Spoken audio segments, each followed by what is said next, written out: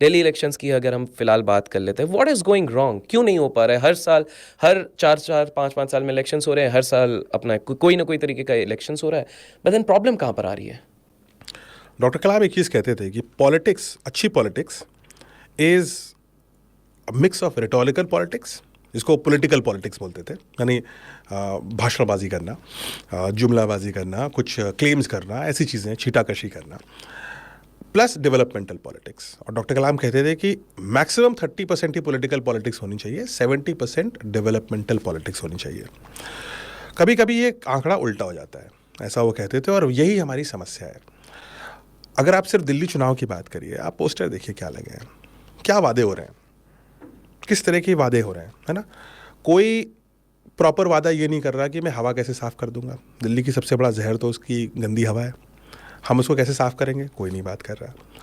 हम कैसे टेक्नोलॉजी का इस्तेमाल करेंगे, मान लीजिए हाइड्रोजन कार को हम प्रमोट करेंगे या ऐसी चीज़ें करेंगे, कोई नहीं बात कर रहा।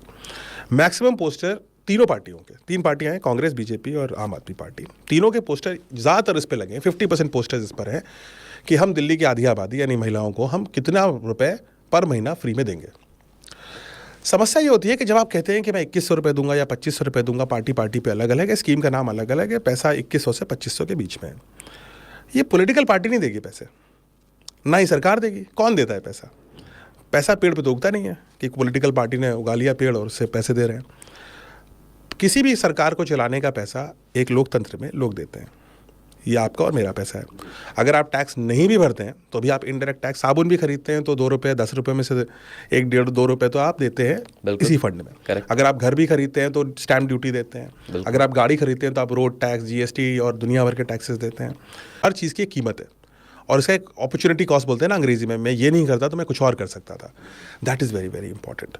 हम एक पॉलिटिकल कल्चर में ऐसे ढलते जा रहे हैं जहाँ पे फ्रीबीज, एंटाइटलमेंट्स बहुत ज़्यादा बढ़ते जा रहे हैं।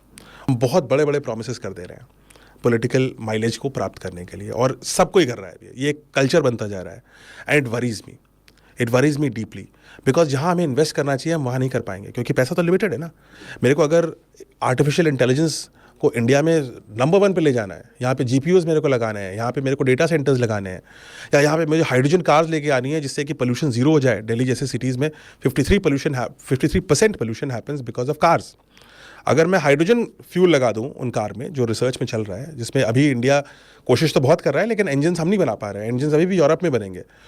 If we are able to make those, तो दिल्ली का 53% pollution you can bring down, you can make this city clean and you can make the whole country clean actually.